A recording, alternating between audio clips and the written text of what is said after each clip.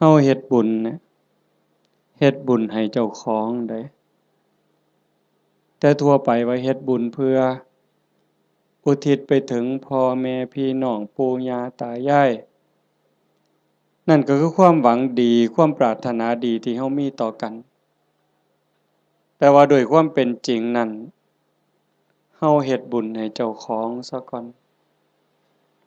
คันมันเป็นไปตามคำสอนพระพุทธเจ้าบุญเกิดขึ้นมีขึ้นตามเหตุผลถ้าเฮ็ดถูกต้องทำถูกต้องตามคำสอนพระพุทธองค์บุญมันเกิดขึ้นมีขึ้นเฮาก็จังสิสามารถอุทิศไปถึงญาติที่ล่วงลับแม้แต่บางเทื่อเฮาอุทิศไปแล้วญาติผู้ล่วงลับก็บ่แน่ใจว่าสิได้นำเฮาหรือบ่ง่ายปานใดเด้เบิ่งดีๆโยมชีวิตเนี่ยเป็นของอัศจรรย์ชีวิตเป็นของมีค่าแต่ว่าเวลาของชีวิตมันน้อยเฮาอยู่ในโลกนี่ชั่วคู่ชั่วยามโลกบ่แม่นของเฮาเด้คันเฮาบ่เข้าใจในคำสอนของพระพุทธเจ้าบ่พิจารณาตามความเป็นจริงเฮาก็สิพากันหลงละเริงหลงในยศในตำแหน่งในฐานะความเป็นอยู่ว่าเจ้าของคักว่าเจ้าของประเสริฐ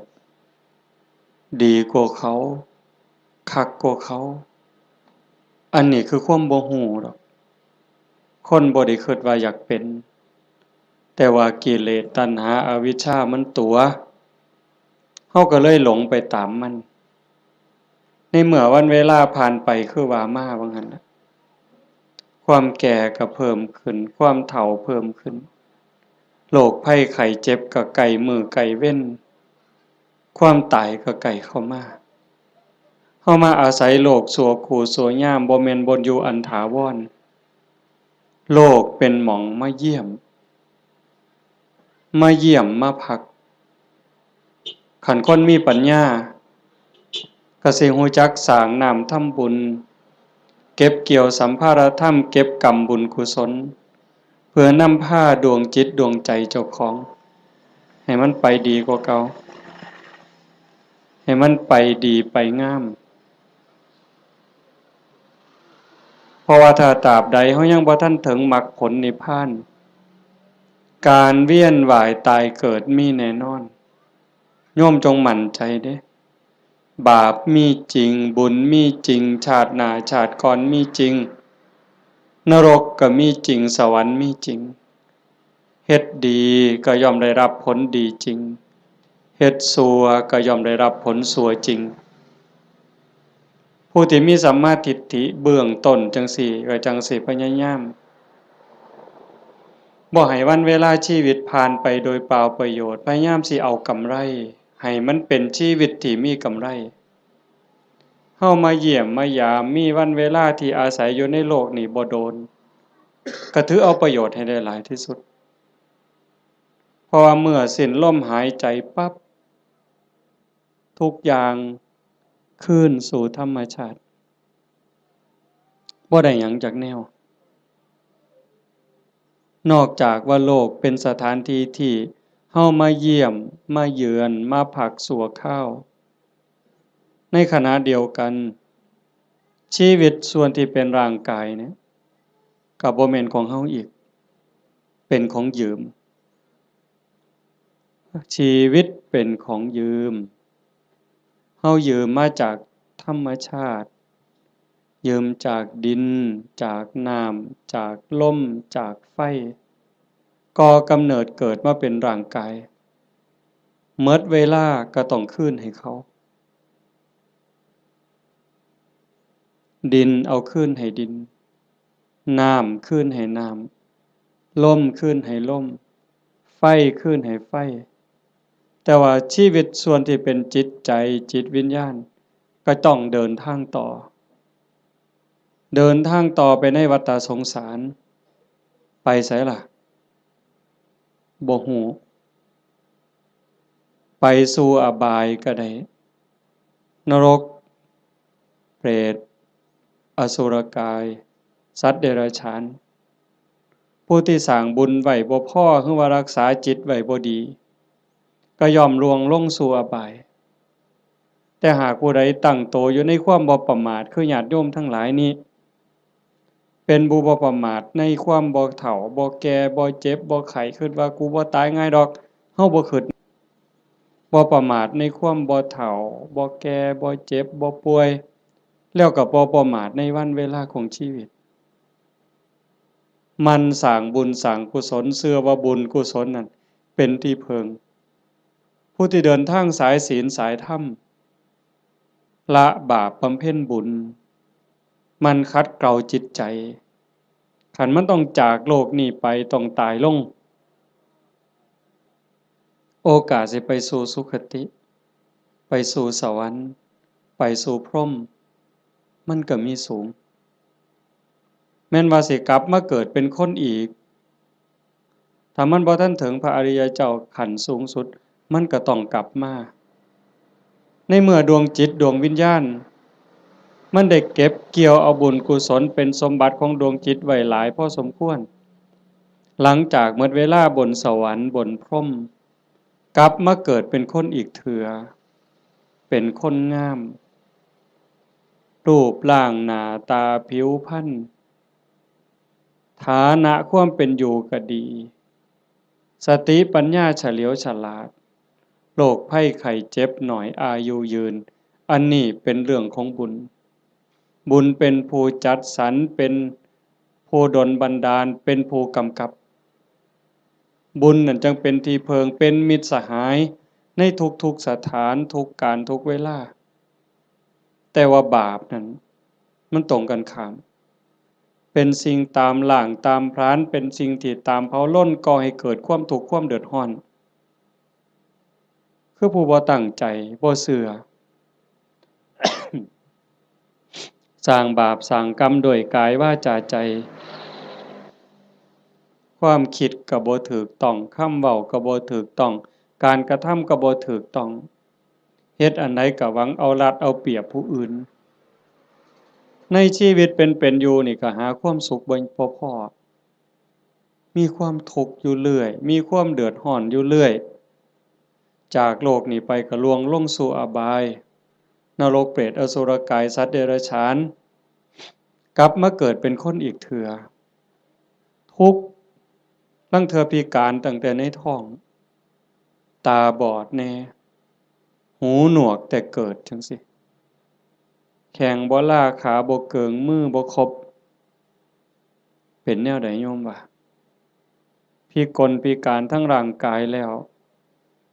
เกิดในตระกูลที่ยากจนขี้ร้ายพร้อมพิการพร้อมจนพร้อมโรคภัยไข้เจ็บหลายพ้อแต่แนวบ่ดีเดือดร้อนบ่จบบ่สิ้นอันนี้ก็คือบาปเป็นผู้กำกับบาปเป็นผู้แสดงเป็นผู้กำกับการแสดงแล้วก็ส่งผลก่อให้เกิดความทุกข์ความเดือดร้อนผู้บ่ประมาททั้งหลายก็จังพยายามขนขวายในการสร้างบุญแต่มาจังว่าอนุโมทนาสาธุกับญาติโยมโดยเฉพาะเจ้าภาพ จริงๆกับเจ้าภาพทุกคนเจ้าภาพทุกคนที่มาร่วมกันในมื้อนี้เฮาตั้งใจสิเฮ็ดบุญกุศลอุทิศไปถึงโยมพ่อใหญ่ตาโยมแม่ใหญ่พุทธอุทิศแปลว่าให้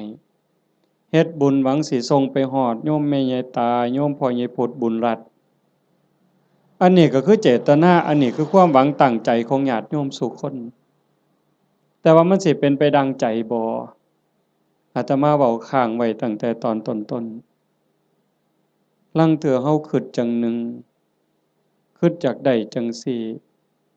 แต่มันก็บ่แม่นคือใจเฮาคิดหมดคันคือใจเฮาคิดหมดเฮาก็คือสิเป็นเศรษฐีกันซุคนบ่มีผู้ใดอยากทุกข์จากคนบ่มีผู้ใดอยากขี้ร้ายตั้งแต่เลขบ่ทันซื้อก็หวังว่าสิถูกอยู่ บ่ต้องเว้าถึงซื้อแล้วเด้นี่อันนั้นคือความหวังถูกเลข3โตวก็บ่เอาส่ำเด้ผู้ลางคนนี่อยากถูกฮอดรางวัลที่1พู้นซื้อลอตเตอรี่หั่นแต่มันเป็นคือคิดบ่ล่ะตั้งแต่ของอยู่ในโลกนี่เห็นกันอยู่เว้ากันอยู่มันก็ยังบ่แม่นอันนี้สิเฮ็ดบุญให้ผู้ตายนี่โห้ยไกลแฮงไกลความคิด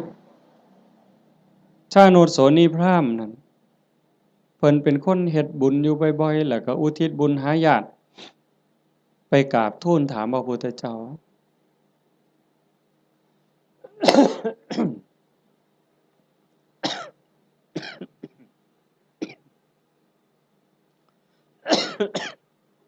เพิ่นว่าเพิ่นเฮ็ดบุญดูๆเนี่ยอุทิศไปให้ญาติที่ล่วงลับไปญาติได้รับบ่พระพุทธองค์เพิ่นก็ว่ามันบ่แน่นอนดูก่อนพราหมณ์มันแล้วแต่ฐานะคำว่าแล้วแต่ฐานะคือผู้ที่จากไปนั่นเขาไปไสคันเขาไปตกนรกเขาก็บ่ได้รับผลบุญนี่ทันทีนรกเพิ่นบอกว่ามีอยู่457ขุม457ขุมบ่ได้บุญทันทีคันสิได้ก็ในเมื่อรับรู้รับทราบแล้วก็ยินดีอนุโมทนาสาธุนำสิ่งที่เฮาเฮ็ดเฮาทำเขาก็จังสิได้คันไปเกิดเป็นเปรตเปรตมี12ชนิดที่สิได้บุญฉับพลันทันทีก็มีอยู่ชนิดเดียวคือปรัตถตูปชีวีอีก11กลุ่ม11คณะสิได้บุญย้อนก็เมื่อเฮาเฮ็ดถูกต้องและอุทิศไปถึงฮู้เรื่องฮู้ราวอนุโมทนาสาธุนำจังสิได้อสุรกายคือกันสัตว์เดรัจฉานคือกันถ้าไปเกิดเป็นเทวดาเขาก็กินอาหารของเทวดากินบุญเก่าเป็นพรหมคือกันคันมาเกิดเป็นคนยิ่งบ่ฮู้เรื่องบ่ฮู้จักเขาก็สิได้นำเฮาจังใดบัดนี้มันก็บ่ได้อันนี้คือฐานะของผู้ที่จากไปนั่นส่วนหนึ่ง2ผู้เฮ็ดบุญนี่เฮ็ดเป็นบ่เฮ็ดถูกตามคำสอนพระพุทธเจ้าบ่สมมุติว่าญาติเฮาที่ตายจากไปรอคอยส่วนบุญคอยอนุโมทนาเอาบุญนำเฮานี่แต่ว่าผู้เฮาเฮ็ดบุญนี่เฮ็ดเป็นบ่เฮ็ดถูกบ่เฮ็ดแม่นตามคำสอนพระพุทธเจ้าบ่คันบ่ได้เฮ็ดตามคำสอนพระพุทธเจ้าเฮ็ดบุญตามความคิดเฮ็ดบุญตามเขาว่าเฮ็ดบุญตามธรรมเนียมประเพณี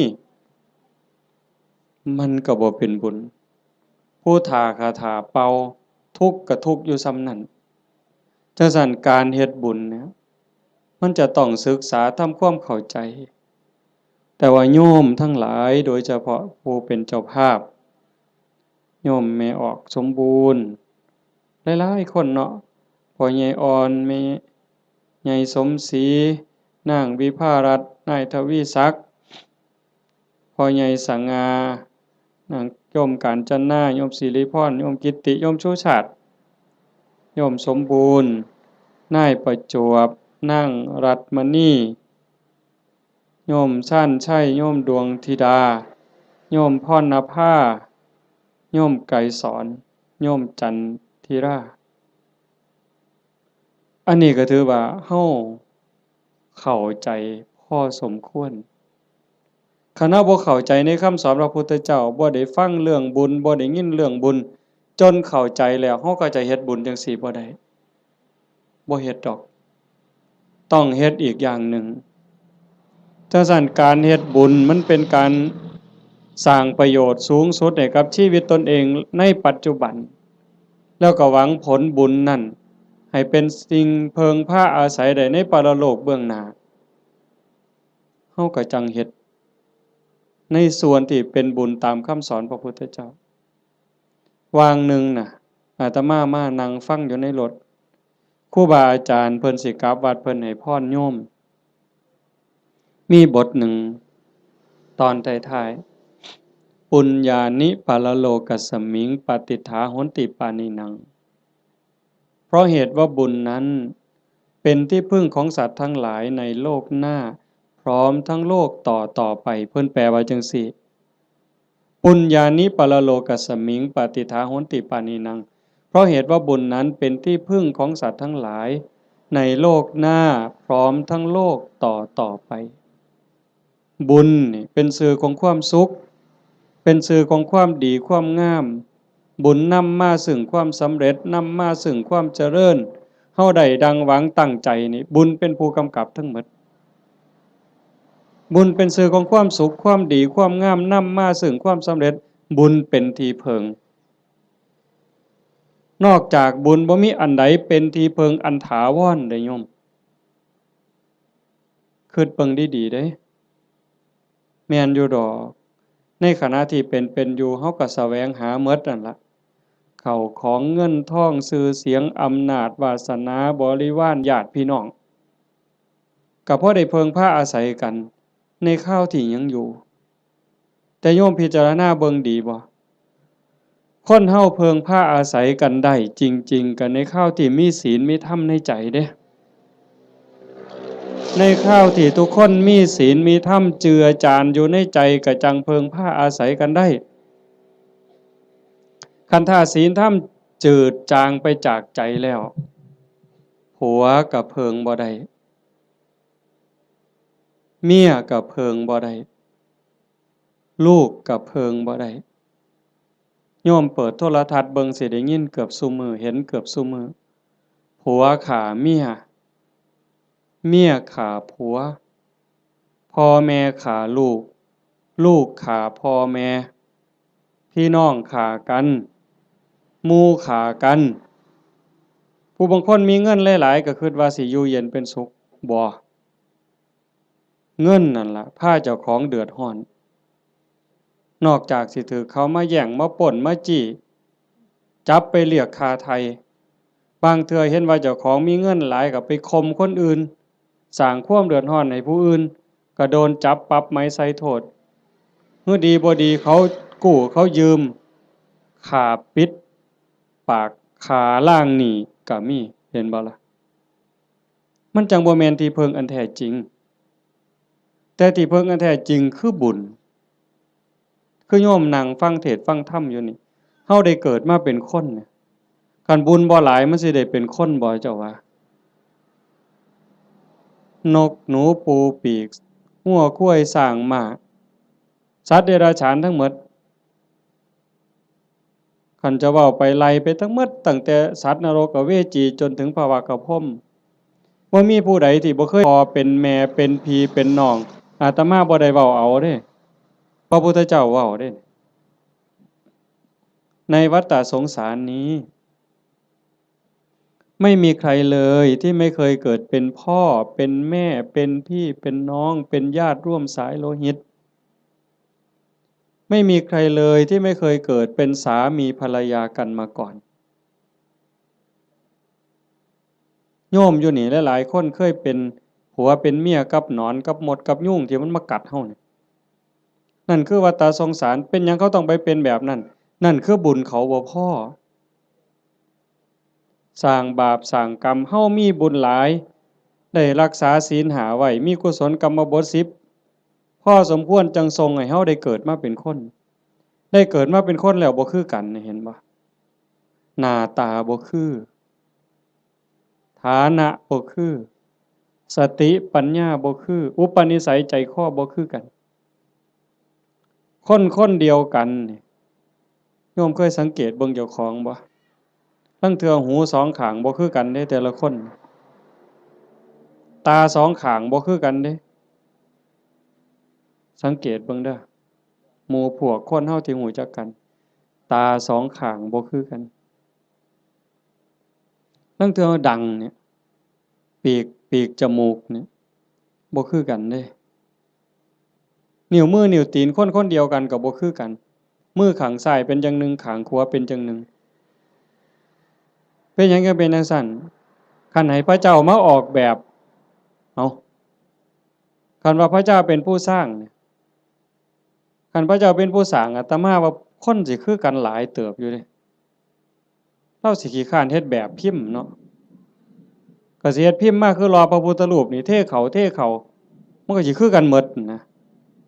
แต่มันบ่แม่นจังซั่นคนสิดีสิงามสิเฉลียวฉลาดสิโง่สิเป็นอันใดก็แล้วแต่ก็ขึ้นอยู่กับกรรมแปลว่าการกระทำการกระทำของตนเองที่ถึงพร้อมโดยเจตนาบ่ว่าสิกระทำทั้งกายทั้งวาจาทั้งใจถ้าคิดดีทำดีเฮ็ดดีเนี่ยเป็นกรรมดีก็ย่อมได้รับผลดีเฮ็ดบ่ดีทำบ่ดีเป็นกรรมบ่ดีก็ต้องได้รับผลบ่ดี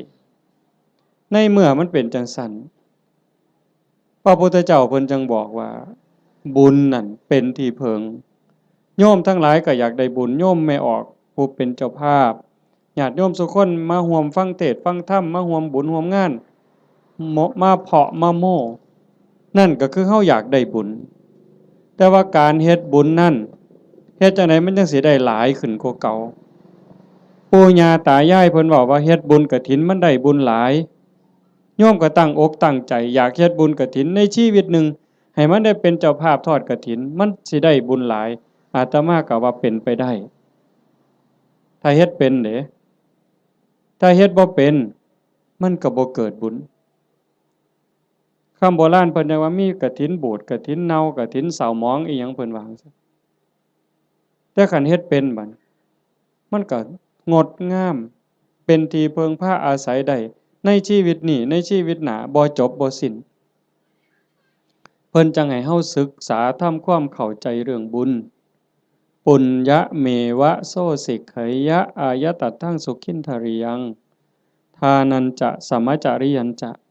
เมตตาจิตตัญจะภาวเยเอเตธัมเมภาวยิตตวาตโยสุขังสมุทัยเยอภยาปัจฉังสุขังโลกังบันติโตอุปปัชชติถ้าบุคคลใดปรารถนาบุญอันเลิศพึงศึกษาทำความเข้าใจเรื่องบุญนั้นให้ดีๆจงเลือกทำบุญชนิดที่มีความสุขเป็นกำไรโยมฟังเข้าใจบ่เนี่ยถ้าบุคคลใดปรารถนาบุญอันเลิศจงศึกษาทำความเข้าใจเรื่องบุญนั้นให้ดีๆจงเลือกทำบุญชนิดที่มีความสุขเป็นกำไรคำว่าบุญอันเลิศคือบุญประเสริฐดีงามประเสริฐเลิศเลอก็แสดงว่าต้องมีสิ่งที่ตรงกันข้ามนั่นคือบุญกระจอกบุญกระจอกบุญบ่พอสิได้ประโยชน์ไปเหย้าก็เอิ้นว่าบุญคือกันอยู่บุญกระจอกเป็นบุญชนิดที่มีความทุกข์เป็นกำไรเป็นบุญนอกคำสอนพระพุทธเจ้าเป็นบุญคิดเอาเป็นบุญตามเขาว่าเอิ้นชื่อว่าบุญคือกันบุญแข่งเหือเห็นบ่เป็นบุญบ่อนใดล่ะหมู่เจ้าว่าบุญบั้งไฟจังซี่เอาเป็นบุญบ่อนใดเอาเฮาก็เอิ้นว่าบุญอยู่เด้นี่บุญบั้งไฟตั้งแต่ไปเตรียมทานนี่ก็เท่าใดเครือกเวลาเท่าใดหมดเงินหมดทองเท่าใดผัวเมียผิดกันเท่าใดหมดให้หมดหน้าไปเท่าใดได้ปาลูกปาผัวปาเมียเท่าใดนั่นบ่บุญตายเท่าใดพิการเท่าใดนั่นคือบุญบ่น่ะนี่บุญตามเขาว่าบุญแข่งเหือคือกันนั่นคือบุญกระจอกอาจสิลงทุนเป็นล้านผู้ว่าราชการจังหวัดมาเป็นประธานเปิดบุญใดเฮ็ดบักอย่างใหญ่นี่นั่นคันระดับจังหวัดก็ยังจะคักหลายกว่าเก่าดีบ่ดีก็ฆ่ากันตายในงานนั้นอันนั้นคือบุญกระจอกอาจสิลงทุนเป็นร้อยล้านพันล้านก็ได้แต่บ่แม่นที่เพิงบ่ได้เป็นสมบัติของจิตของใจหยังเลยบุญตามเขาว่าบุญตามประเพณีอีกอย่างหนึ่งขันบุญในบ้านในชุมชนจังซี่แต่อาตมาเป็นเด็กน้อยคือบวชมาใหม่ๆก็ยังได้มีซุมื้อก็ยังเหลืออยู่แต่ก็น้อยลงในบางจุดพอเฮาเว้าดูชี้แจงดูอย่างว่าบ่มีเหล้าบ่มียาบ่เป็นบุญดอกบ่ฆ่าหมูบ่ฆ่างัวบ่ฆ่าควายสู้กันกินนี่บ่เป็นบุญดอกบ่มีหมอร้องหมอลำบ่แม่นบุญดอกอันบุญจังซั่นเป็นบุญตามเขาว่าเป็นบุญกระจอกนอกพุทธศาสนาบุญชนิดนั้นมีความทุกข์เป็นกำไร มีความทุกข์เป็นกำไรมีความทุกข์เดือดร้อนตามมาบ่จบง่ายบ่สิ้นง่ายแถวตำบลดอนแลดเนี่ยอาตมากระเสือว่าโยมเคยเห็นพี่กายอาตมาเทศน์ทั้งฟังนั่นอันนั้นเฮงแต่หมดหลายอยู่ด้วยกอตองหมอลำครูหมู่ฮ้อข้าวต้มมวยแม่นบ่งั้นจังซี่นี่หมอลำ300,000ก็ว่าเอาบุญบักคักเด้อเอาก็ได้ไปก็แล้วแต่ว่าบุญที่พระพุทธเจ้าสอนมันเป็นบุญชนิดที่มีความสุขเป็นกำไรอาจสิบ่ต้องลงทุนพอสลึงก็ได้บัดมันมีหยังแหน่บุญที่พระพุทธเจ้าสอนเป็นบุญในเขตพุทธศาสนาเป็นบุญสงบเย็นแล้วก็มีความสุขเป็นกำไรทานันจะท่านคือการให้การแบ่งการปันโยมให้ออกสมบูรณ์ต้อนรับพี่ในป่าพ่อลุงน่ะบ่าวน่ะสาวลูกเต่าเล่าหลานมาเพาะมาโม่บุญตั้งแต่น้ำเป่าๆน้ำดื่มธรรมดาแก้วหนึ่งต้อนรับกันโยมไม่ออกสมบูรณ์ก็สบายใจเห็นบ่ไหว้กันต้อนรับกันทักทายปราศัยเว้ากันดีๆซ้ำนี่ก็เป็นบุญบุญคือความสุขฟังให้ดีเด้บุญคือความสุขความอิ่มใจความเบิกบานใจแล้วบุญนั้นไม่มีโทษบ่แม่นม่วนซื่อๆเด้ต้องบ่มีโทษบ่มีภัยนำในโลกนี้ในโลกหน้าเก็บดอกไม้น่ะมาแต่ข้างหัวใส่พานยกใส่หัวบูชาพระรัตนตรัยความอิ่มใจก็เกิดนั่นบ่ต้องเสียหยังหลายยิ่งคือตอนเพลเฮาได้ถวายเพลยกสำรับกับเขาถวายครูบาอาจารย์ได้ไหว้พระได้รับศีลคันเข้าใจตั้งใจดีๆเกิดความสุขเกิดความอิ่มใจตรงนี้คันญาติพี่น้องเพิ่นอยู่ในฐานะที่สิได้เพิ่นก็ได้คันเฮาเฮ็ดถูกเฮ็ดแม่นนี่เพิ่นต้องได้คันเฮ็ดบ่ถูกบ่แม่นหมดร้อยล้านพันล้านก็บ่เป็นบุญบ่ได้นำจังว่าทานันจะทานคือการให้การแบ่งการปันตั้งแต่อามิสทานวัตถุทานข้าวน้ำสามปลาโภชนาอาหารปัจจัย4ทั้งหมดที่เฮาถวายกับหมู่สงฆ์ก็แล้วแต่อันนี้มันเกิดความสุขคันยิ่งธรรมทานให้ความรู้ให้ความเข้าใจที่ถูกต้องให้คำแนะนำที่เป็นประโยชน์ในการดำรงชีวิตที่เป็นศีลเป็นธรรมเป็นไปเพื่อความถูกต้องดีงามอันนั้นเป็นธรรมทานอานิสงส์ก็ยิ่งใหญ่กว่าเก่าบัดนี้คันเลยไปฮอดอภัยทานล่ะให้อภัยญาติโยมเคยเป็นอยู่บ่เฮาเครียดให้คนเครียดให้หมู่ก็ตามให้เอื้อยให้อ้ายก็ตามให้พี่ให้น้องก็ตามให้ลูกให้หลานหรือให้ลูกไผลูกเขยเฮาเครียดเฮาขมกักไว้ในใจนี่มันทุกข์มันอุกมันอังแต่คันเฮารู้จักให้อภัยปั๊บอโหสิปั๊บมันก็คือกับบงหนองบงเสียนเคยตำมือตำตีนตำแข้งตำขาแต่เอาซ้ำมือนี่ล่ะไปเสียนไม้ไผ่น้ำขอบเตียงขอบหยังมันเตรียมตำมือเข้ามานี่มันก็บ่พอล้มพอตายแต่มันนั่นเดียดเดียดเดียดอยู่เรื่อย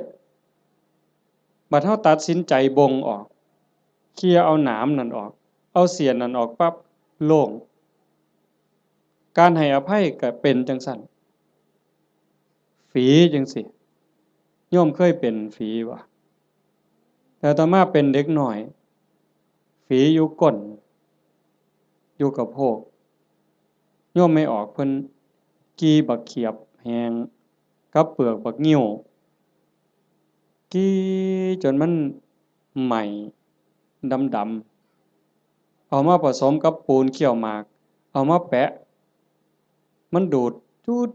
จูดจูดปวดแต่มันคือยับออกปืดปืดปืดปืดบ่โดนหัวฝีหลุดปกออกมาเศร้าเจ็บเศร้าปวดทันทีนั่นคือทานเด้นี่อามิสทานก็มีประโยชน์บ่น้อยอานิสงส์บ่น้อย อานิสงส์สิเป็นขันเป็นตอนขันเรามันสิยาวโพดเอาง่ายๆซ้ำพื้นฐานเนี่ยซ้ำสิเอาบุญเนาะโยมเนาะคือเมออกเมคั่วเนี่ยเฮ็ดอยู่เฮ็ดกินคือมาจังซี่ล่ะโจมปลาเขาพระน้ำสู้กันกินแล้วบัดกินแล้วสิเอาถ้วยเอาซ้ำไปล้างคันเมคั่วเข้าใจจักน้อยสิเอาบุญเนี่ยเศษอาหารนี่เคลียร์ลงขยะแล้วมีแต่คราบไขมันคราบน้ำแกงอีหยังต่างๆที่มันติดอยู่กับถ้วยกับจานแม่ครัวเอาน้ำเทใส่แล้วก็มือลูบๆๆๆๆในแก้วในถ้วยในจานนั่นแล้วก็คิดในใจก่อนสิเทน้ำลงดินโอ้ยน้ำเศษอาหารรสชาติอาหารติดๆอยู่กับน้ำนี่เทลงไปในดินให้สัตว์อาศัยในดินมันได้กินเด้อพวกขี้ไก่ดักไก่เดือนไก่มันได้กินกินแล้วก็ให้มันอยู่ดีมีแรงสุขกายสุขใจเด้อแล้วเทลงไปปึ๊บซ้ำนั่นพระพุทธเจ้าว่าเป็นบุญที่นับประมาณไม่ได้แค่นี้เด้อโยมเพราะท่านได้เป็นหยังย้อนได้นี่เป็นบุญหลายจนนับประมาณบ่ได้ซ้ำเฮานับบ่ได้แล้วว่าฝนตกเนี่ยมันจักเม็ดแม่น้ำมูลแม่น้ำโขงแม่น้ำเจ้าพระยาคือน้ำในทะเลนี่เฮานับบ่ได้ว่ามันจักซ่อนจักแก้วจักขวดจักลิตรจักแองจักโองเฮาบ่สามารถจะนับได้เพียงแค่เฮาเทน้ำล้างถ้วยล้างจานลงในดินแต่เจตนาให้พวกเชื้อโรคพวกขี้ไก่เดือนให้มันได้กินซ้ำนี่ก็บุญมหาศาลพระพุทธเจ้าเพิ่นก็ยังไล่ขึ้นมาจากสัตว์เดรัจฉานร้อยเทื่อพันเทื่อก็บ่สู้ให้คนขี้เมาคนบ่มีศีลบ่มีธรรมตีหัวหมาด่าแม่คนคันให้พวกนี้เทื่อเดียวก็ได้หลายกว่าให้สัตว์เดรัจฉานร้อยเทื่อพันเทื่อให้คนบ่มีศีลบ่มีธรรมจังสันร้อยเทื่อพันเทื่อก็บ่ได้บุญหลายเท่าให้โยมผู้มีศีลหาเทื่อเดียวเพราะว่าคนมีศีลมีธรรมมันสิเฮ็ดโลกนี่สงบร่มเย็นแล้วก็เป็นประโยชน์นำกันอีกให้คนผู้มีศีลหาร้อยเทื่อพันเทื่อก็บ่ได้บุญหลายเท่าให้ผู้มีศีลแปดพ่อใหญ่แม่ใหญ่เฮาไปจำศีลอยู่วัดในมื้อวันพระวันศีลหรือมีงานปฏิบัติธรรมไปนุ่งขาวห่มขาวนั่นล่ะเป็นเนื้อหน้าบุญผู้ศีลหาบริสุทธิ์ร้อยเทื่อพันเทื่อก็บ่ได้บุญหลายเท่าให้ผู้มีศีลแปดเทื่อเดียวให้ผู้มีศีลแปดร้อยเทื่อพันเทื่อก็บ่ได้บุญหลายเท่ากับให้เน้นน้อยผู้เดียวได้บัดนี้เน้นน้อยศีล10เด้ให้เน้นน้อยศีล10ร้อยเทื่อพันเทื่อก็บ่ได้บุญหลายเท่ากับให้พระภิกษุศีล227เทื่อเดียวให้ผู้พระภิกษุเนี่ยศีล227ร้อยเทื่อพันเทื่อก็บ่เกิดบุญหลายเท่ากับให้นักบวชนอกศาสนาที่เขาฝึกฝนอบรมบ่มจิตบ่มใจจนข่มราคะความรู้สึกระหว่างเพศขาดสะบั้นลงแล้วไล่ขึ้นมาอีกเป็นเก่าชั้น10ชั้นพุ่นบ่ไล่ดอกจนฮอดพระพุทธเจ้าจนฮอดสงฆ์ที่มีพระพุทธเจ้าเป็นประธานอานิสงส์ก็หลายขึ้นหลายขึ้นให้กับคณะสงฆ์ที่มีพระพุทธเจ้าเป็นประธานร้อยเทื่อพันเทื่อก็บ่ได้บุญหลายเท่ากับสร้างวิหารกันแดดกันฝนกันลมสร้างวิหารร้อยหลังพันหลังก็บ่ได้บุญหลายเท่ากับให้ธรรมะเห็นบ่บัดนี้ตัวนี้บ่เสียหยังแล้วเด้บัดบ่สู้ให้ธรรมะเป็นทานให้ความรู้ให้ความเข้าใจอย่างว่าให้ธรรมะเป็นทานก็ได้บุญได้กุศลมาอยู่ได้บุญได้เกิดความร่ำรวยได้เกิดความงามความดีแต่ว่าบางเทื่อมันก็ยังแบกศาลานั่นกูก็สร้างกุฏินี่ก็สร้างโบสถ์ก็สร้างกฐินก็เฮ็ดซุปีคันบ่มีกูนี่บ่ว่าทีเดียวเลยบัดนี้เป็นจังได๋บัดดีบ่หลวงพ่ออย่าเว้ายากเด้บ่เฮ็ดกฐินให้เด้เป็นจังได๋บัดบ่มาก็ได้เด้วัดนี่นั่นครูพระแล้วนั่นเพิ่นว่าเพิ่นคักซั่นเด้จังต้องมาที่อภัยทานรู้จักให้ธรรมะรู้จักให้อภัยคือจิตทำจิตให้ว่างทำจิตให้เป็นอิสระผลมันก็มีอานิสงส์ต่างกันหลายขึ้นหลายขึ้นสูงขึ้นสูงขึ้นอันนี้คือทานเด้อันที่1ทานันจะสมัจจริยันจะบุญชนิดที่มีความสุขเป็นกำไรสมะสม่ำเสมอควบคุมอากัปกิริยาคำปากคำเว้าให้เป็นไปโดยสงบเสงี่ยมอันนั้นคือศีล สำรวมวาจาใจให้เรียบร้อยศีลนี่จังมีอานิสงส์หลายเพราะว่าของมาท่านลักมากก็ได้โกงมากก็ได้ปล้นมากก็ได้ฆ่ามากก็ได้ได้บุญหลายแต่มันอาจสิบ่บริสุทธิ์เห็นบ่ศีลมันเป็นอุบายออกจากการเบียดเบียนตนเองก็บ่เดือดร้อนคันมีศีลเด้คนอื่นก็บ่เดือดร้อนเป็นหยังโยมก็เข้าใจอยู่ศีลข้อที่หนึ่งเจตนาเป็นเครื่องงดเว้นจากการทำสัตว์ที่มีชีวิตให้ตกร่วงบ่เว้าถึงฆ่าเลยแม้แต่เบียดเบียนเขาหักแข้งหักขาหักปีกเขาก็บ่เฮ็ดให้เขาพรากพ่อพรากแม่พรากลูกก็บ่เฮ็ดมันเป็นทุกข์มันเดือดร้อนคันเฮามีศีลข้อที่หนึ่งโลกทั้งใบก็สงบบ่มีผู้ใดย้านไผสิทำอันตรายสองทรัพย์ที่ดินที่ดอนเงินทองแก้วแหวนของผู้ใดก็ฮักของผู้ใดก็แพงเขาก็คือเฮาเฮาก็คือเขา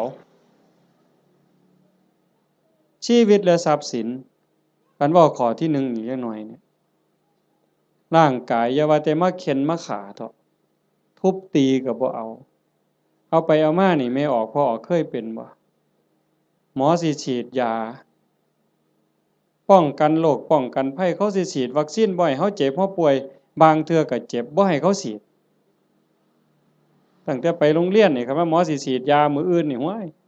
ข่อยไข้ลดแล้วข่อยบ่ไปแล้วเห็นบ่นั่นคือชีวิตเขาก็คือเฮาคือเขาทรัพย์สินสมบัติคือกันข้อ3ลูกหลานผัวเมียพี่สาวพี่ชายน้องสาวน้องชายผู้ใดก็คือกันผู้ใดก็ฮักผู้ใดก็หวงญาติพี่น้องของเจ้าของสามีภรรยาลูกหลานเจ้าของคันเฮาเห็นอกเห็นใจกันจังซี่คันบ่ได้แต่งการแต่งงานบ่แม่นว่าเฮาฟังคือตื้นๆเข้าใจกันเผินๆว่าศีลข้อที่3นี่ไม่ให้ล่วงเกินสามีภรรยาคนอื่นจริงๆบ่แม่นแต่ผัวเขาเมียเขาเด้ลูกหลานพี่สาวพี่ชายน้องสาวน้องชายคันบ่ทันได้เข้าพิธีแต่งงานสมรสพ่อแม่เขาบ่ทันอนุญาตเฮาไปล่วงเกินเขาก็ผิดศีลข้อนี้หมดข้อ2เจตนาเป็นเครื่องงดเว้นจากการถือเอาสิ่งของที่เจ้าของเขาไม่ได้ให้สิยักยอกสิปล้นเอาลักเอาว่าห้ามลักเดี๋ยวปล้นเอาซะดอกมันสิว่าก็บ่แม่น4เจตนาเป็นเครื่องงดเว้นจากการพูดเท็จเฮาก็บ่อยากให้ไผตัวเฮาบ่อยากให้ผู้ใดมาเว้าให้เฮาผิดอกผิดใจบริวารหรือว่าองค์ประกอบที่จะเฮ็ดให้มันผิดให้มันเศร้าหมองนี่นอกจากโกหกแล้วก็ยังมีเว้าส่อเสียดยุยงให้แตกร้าวสามัคคียุให้ผู้นั้นผิดกับผู้นี้เว้าเพ้อเจ้อไร้สาระหาแก่นสารบ่ได้เว้าคำหยาบคำห้ายคำด่าที่ฟังแล้วเฮ็ดให้ทุกข์ใจเจ็บใจอันนี้ก็ต้องงดเว้นอันนี้เป็นศีลเนี่ยเจตนาเป็นเครื่องงดเว้นจากการดื่มเสพเครื่องดองของเมาเฮาก็สิคิดว่าแต่บ่กินเหล้าอย่างเดียวบ่ให้กินเหล้ายาม่าสูบได้บ่กัญชาเฮโรอีนได้บ่จริงๆเพิ่นมีทั้งสุราทั้งเมลัยทั้งของเมาต่างๆคันเฮาไปเสพไปสูบทั้งอมทั้งดมทั้งเคี้ยว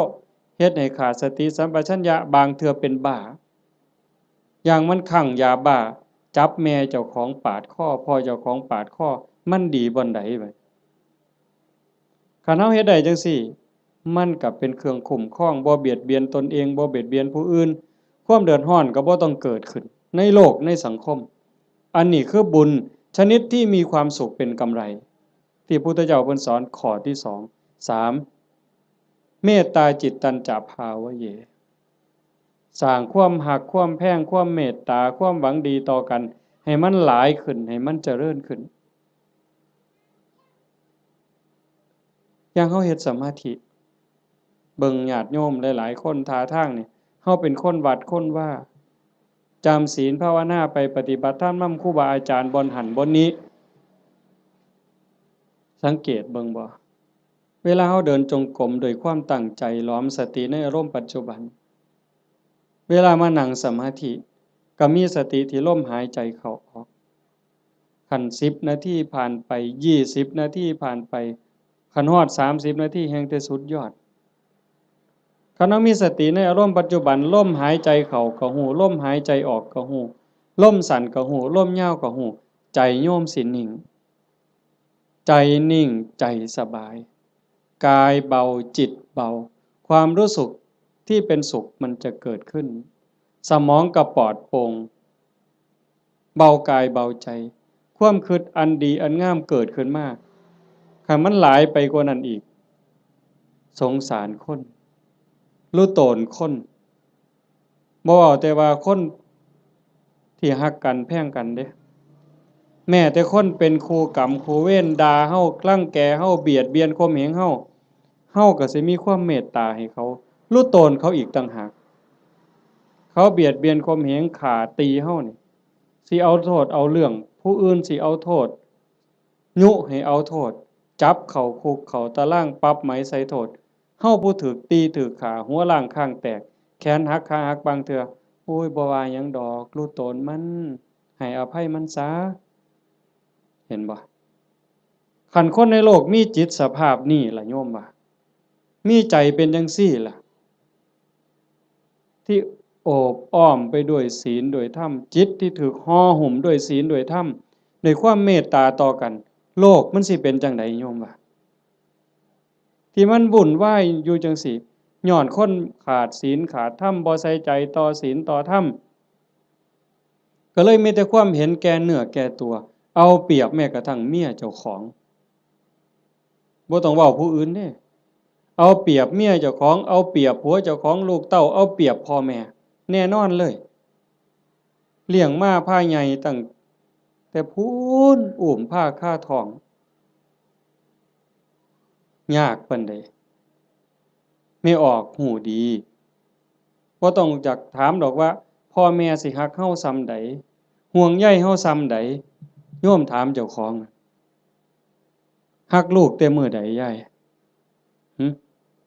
ถามจักหน่อยนี่โยมฮักลูกแต่มื้อใดเกิดไสเกิดจากท้องหรือเกิดในท้องบ่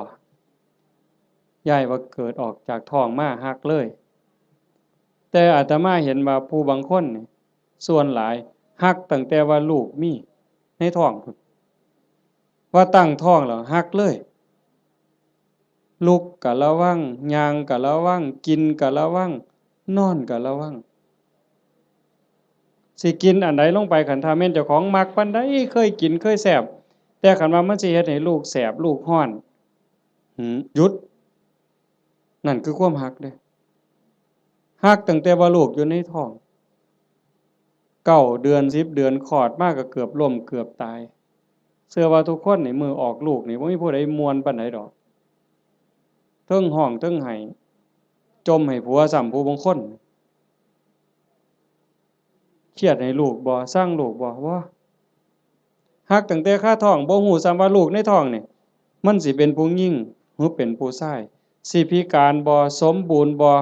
สิขี้ร้ายหรือสิงามสิเกิดมาทำร้ายเจ้าของบ่สิเป็นคนดีหรือเป็นคนชั่วบ่เกี่ยวกันบ่สนใจเลยฮักอย่างเดียวบัดลูกเกิดมาแล้วเลี้ยงมาลำบากปานใดหมดข้าวจักเหล้าตัวสิใหญ่แต่ละคนหมดเสื้อผ้าจักผืนหมดเงินจักแสนแต่งการแต่งงานให้แล้วบ่เฮ็ดเรือนเฮ็ดชานให้อีกแล้วบ่มีทางออกลูกมาก็มาให้แม่เลี้ยงพ่อเลี้ยงคือเก่าพูดไปหาซื้อขนมกินอยู่กรุงเทพเอาหลานมาให้ยายเลี้ยงแทนที่สิได้ลงวัดลงว่าจังหันจังเพี้ยนบ่ค่าหลานยายบางคนก็พะโล้เด้เอาแต่หลานมาอ้างยากแทนที่สิได้เข้าวัดเข้าว่าเตรียมตัวตายเอาบุญให้หลายๆบ่เอาหลานมาอ้างขี้คร้านไปวัดเงินเดือน500ก็ซื้อขนมจนเกลี้ยงบ่ได้ ว่าเลี้ยงหลานใหญ่แล้วก็สิไข่ดอกเพิ่นหลานใหญ่มันละออกเรียนมาอีกตายเจ้าเสร็จอีกคือเก่าไปบ่รอดเพิ่นว่าเฮ็ดจังไดบัดนี้สิมาวัดตอนมาอยู่ข้างกำแพงบ่เมื่อเลยมาเทื่อเดียวอยู่เลยเด้อบัดนี้บ่แม่นแนวซั่นบ่เห็นบ่คันเฮาได้พิจารณาอีหลีอีหลอนี่จากทานมาสู่ศีลมาสู่ภาวนาความเมตตาหวังดีต่อกันมันสิเกิดจริงๆการสร้างบุญการเฮ็ดบุญมันมีรายละเอียดหลายโยมตั้งแต่การให้ทานซื่อๆเนี่ยทานอย่างเดียวนี่น้ำขวดเดียวข้าวปั้นเดียวผักเส้นเดียวก็ตามบุญต่างกันอยู่ที่เจตนาคันให้ด้วยความศรัทธาเชื่อในคำสอนของพระพุทธเจ้าบาปมีบุญมีชาติหน้าชาติก่อนมีเชื่อมั่นใจจังซั่นเนี่ยเวลาผลบุญมันออกมากอกผลเฮาสิเป็นคนรวยพร้อมงามพร้อมปัจจุบันก็จิตใจร่ำรวยบุญกิริยามารยาทก็งดงามงามภายนอกงามภายในงามภายใน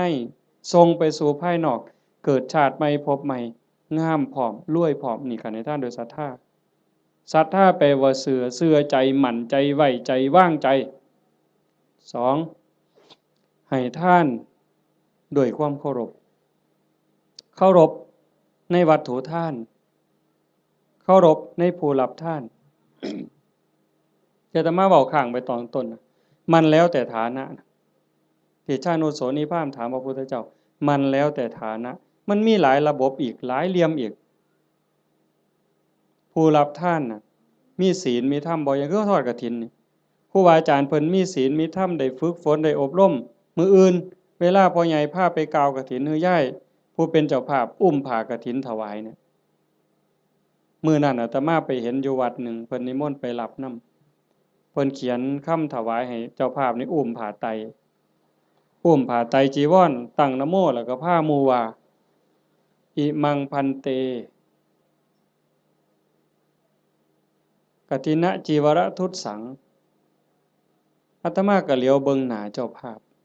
ก็คิดเบิ่งใจเจ้าภาพคิดเบิ่งใจญาติโยมอีกหลายๆคนโยมว่าเป็นตาอ่อนซ่อนบ่ในชีวิตหนึ่งเฮาได้อุ้มผ้าไตรจีวร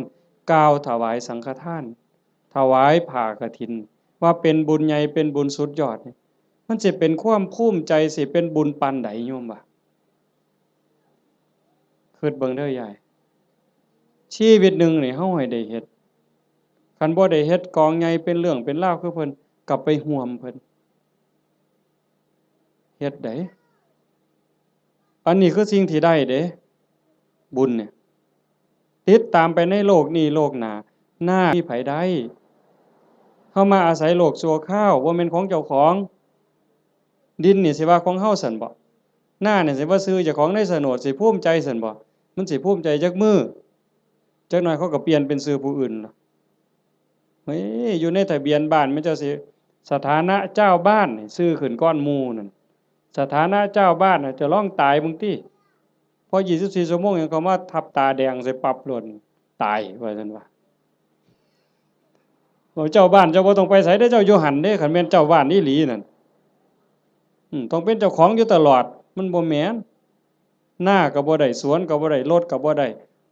บ่ได้หยังจักอย่างแนวใดคือบุญนี่แนวใดเพิ่นจังว่าต้องทำความเข้าใจอิหยังให้มันหลายๆทานก็เฮาให้ด้วยความศรัทธาให้ด้วยความเคารพในผู้รับทานครูบาอาจารย์เป็นผู้มีศีลมีธรรมผู้รับทานเป็นหมู่สงฆ์เฮาถวายข้าวสงฆ์เจ้าของเองก็เป็นผู้บริสุทธิ์ย้อนหยังสะอาดย้อนหยังย้อนศีลก่อนสิทำบุญให้ทานถวายต่างๆเพิ่นจังให้เฮาสามารถทานศีลนั่นคือชำระความเศร้าหมองในใจคันเฮาไปฆ่าสัตว์มามันก็เศร้าไปลักเขามาก็เศร้าไปนอกอกนอกใจสามีไปล่วงเกินผู้อื่นมามันก็เศร้าหมองเอาน้ำมาอาบหมดน้ำทะเลมันก็บ่สะอาดใจบ่สะอาดดอกไปตั๋วเข้ามาไปดื่มเสพเครื่องดองของเมามาสิใช้ผงซักฟอกอันใดสบู่อันใดล้างออกมันก็บ่สะอาดแต่คันสมาทานศีลปั๊บปานาติปาตาทินากาเมมุสาสุราปั๊บพระสงฆ์เพิ่นสรุปศีลให้ปั๊บสำบายใจล้างความหม่นหมองความเศร้าหมองในใจนั่นออกมา นั่นเป็นผู้บริสุทธิ์นี่เด้มันสิเกิดภละอานิสงส์หลายมันแล้วแต่ฐานะสิเกิดบุญจังไดนี่หนึ่งผู้ให้บริสุทธิ์สองวัตถุที่มาทำบุญก็บริสุทธิ์สามผู้รับก็บริสุทธิ์ผ่ากฐินมาทอดกฐินนี่มันสิบริสุทธิ์บ่เป็นกฐินเน่ากฐินบูดกฐินเศร้าหมองบ่ผ่านั่นบ่ได้ลักไผมาบ่ได้ยืมไผมาเป็นของที่เกิดด้วยหยาดเหงื่อแรงงานด้วยความบริสุทธิ์ผ่าเก่าก็ได้ย่ายผ่าเก่าก็ได้กลางเก่ากลางใหม่ก็ได้ผ่าใหม่ก็ได้ผ่าบางสุกุลก็ได้ไปเก็บมาแต่กองขยะพุ่นก็เป็นกฐินได้ไปเก็บมาจากกองขยะสีกได้เธอค่ะทอนละซ้ำฝ่ามือทำศอกซ้ำแขนมาหยิบต่อกันเฮ็ดผ้าสบงได้ผืนหนึ่งเก่าๆก็ได้แต่ว่าเป็นกรรมสิทธิ์โดยชอบธรรมโดยความถูกธรรมนั่นคือวัตถุท่านที่บริสุทธิ์บุญกุศลมหาศาลแล้วก็ประกอบกับเจตนาอีกก่อนให้นี่มีศรัทธาบ่ตั้งใจไว้ดีบ่คันมีความศรัทธามีความเหลื่อมใสของนั้นแม้นมันสิน้อยสิราคาหลายปานใดพักเครื่องเส้นแต่ก่อนให้มีความศรัทธามีความตั้งใจสักกจังทานังเทติให้ท่านด้วยความเคารพด้วยความศรัทธาเนี่ยของนั้นมันสิมีค่ามีราคาหน่อยเฮาตั้งอกตั้งใจถวายพระพุทธเจ้าว่าบุญบ่น้อยของได้มาด้วยความชอบธรรมได้มาแล้วโดยธรรมเป็นของบริสุทธิ์ก่อนให้ก็มีศรัทธามีความเหลื่อมใสในขณะที่หยิบยื่นให้ทรงให้ยกประเคนก็ภูมิใจดีใจให้ไปแล้วหลังให้ก็มีความปีติยินดีคิดพ่อยามใดก็สุขใจอิ่มใจภูมิใจจนน้ำตาหลั่งน้ำตาไหลบุญจะเกิดอันนี้คือฐานะที่เฮ็ดให้บุญมันมีพลังสามให้ท่านตามการกฐินนี่ก็ประยุกต์เข้ามาในหันเพราะว่าวัดหนึ่งรับได้เทื่อเดียวในรอบปีเดือนเดียวเท่านั้นคันมือร้อยกระทงไปแล้วสิมีเงินแบ่งพันนี่เต็มปะล่ำนี่ก็ทอดกฐินบ่ได้หมดโอกาสเห็นบ่มันถือการถือเวลาคันผู้ใดให้ท่านตามการตามเวลาเพิ่นบอกว่าเมื่อบุญมันออกหมากออกผลเต็มที่แล้วตกทุกข์ได้ยากลำบากลำบนบ่อนใดอยู่ไสก็ตามสิมีคนซอยเหลือแม่นเว้ากันบ่ฮู้เรื่องก็สิมีคนซอยคันบ่มีผู้ซอยอยู่บ่อยู่ก็ถูกเลขบ่อยากถูกก็ถูกเฮาสิได้ยินอยู่เรื่อยพวกถูกลอตเตอรี่ถูกแจ็คพอตบางเทื่อก็แม่ค้าขายผักบางเทื่อก็3ล้อบางเทื่อก็คนกวาดถนนพวกเรานี่บ่ได้ซื้อประจำดอกกวาดถนนไปเข็นผักไปรู้ตนเห็นคนตาบอดเห็นคนพิการที่มาขายลอตเตอรี่เฮามีใจรู้ตนนี่คนทุกข์นี่จะรู้ตนกันบางเทื่อก็บ่อยากได้บ่อยากซื้อแต่ว่าเพราะอยากอุดหนุนเขาหยิบให้แน่บ่เบิ่งฮอดตัวเลขซื้อมาแล้วก็ใส่กระเป๋าไว้บ่หัวซ่าเลขออกไปแล้ว2มื้อ3มื้อจังมาคิดพ้อตรวจเบิ่งก่อนนะนั่งว่างๆตรวจเบิ่งถูกซ้ำนี่เป็นผลบุญจากการให้ท่านตามการตามสมัยคือกฐินจังซี่อันนึงคนตกรถตกเรือบ่มีค่ารถจังซี่ลูกกำพร้าคนด้อยโอกาสจังซี่คนถูกไฟไหม้บ้านน้ำท่วมนาหนาวบ่มีเสื้อผ้าห่มเฮาซอยเหลือในคราวที่คนอื่นเดือดร้อนนี่มันเป็นการละทานผลบุญเกิดเฮาสิได้มีคนซอยเหลือท่านการท่านเวลาการให้ทานโดยจิตโดยความเคารพที่ว่ามาวังหันข้อที่2ขามมานิดนึงเคารพในผู้รับทานเคารพในวัตถุทานผลบุญเกิดสิได้ลูกดีผัวดีเมียดีข้าทาสบริวารสิเป็นคนซื่อสัตย์ไว้ใจได้วางใจได้มีอานิสงส์หมดเด้4กฐินนี่ก็เข้ามาในนี่อีกทานด้วยจิตหวังอนุเคราะห์ตามธรรมดางานกฐินมันสิเป็นเรื่องของพระเรื่องกฐินเป็นเรื่องของพระบ่เกี่ยวกับโยมออกพรรษามามื้อวันแฮม1ค่ำเดือน11จนฮอดวันเพ็ญเดือน12ระยะเวลา1เดือนนี่ภาษาธรรมเพิ่นสิเอิ้นว่าจีวรการเวลาแห่งการแสวงหาผ้า ออกพรรษาปั๊บเพิ่นก็สิแยกย้ายกันไปเพราะว่าผ้าสมัยเก่ามันบ่ได้ดีคือซุมื้อผ้ามันเปื่อยเป็นฝ้ายอีโป้แม่นบ่พ่อใหญ่อาตมาก็ได้ใช้อยู่ย้อนหลังไป40กว่าปีหั่นฝ้ายตำเอาเองมันบ่ได้เหนียวบ่ได้หมั่นปานนี้มายิ่งสมัยก่อน2,600กว่าปีโยมว่ามันสิปานใดบัดไปเก็บมาจากกองขยะผ้าห่อศพจังซี่ผ้าเปื้อนประจำเดือนไม่ออกก็ไปถิ้มจังซี่พระไปฉีกเอามาต้มน้ำเลือดน้ำเหลืองออกซักน้ำออกมาเย็บเป็นผืนแต่บัดมื้อนี้ย้ายผู้เป็นเจ้าภาพพร้อมลูกพร้อมหลานเขียนหนังสือว่าสั่นก็ถือพานดอกไม้ไปกราบหลวงพ่อเจ้าอาวาสหลวงปู่หลวงตาครูบาอาจารย์บ่ต้องลำบากเด้อบ่ต้องกังวลเด้อเรื่องกฐินปีนี้ข้าน้อยสิพาลูกพาหลานพาพี่พาน้องเฮ็ดถวายดอกเด้อ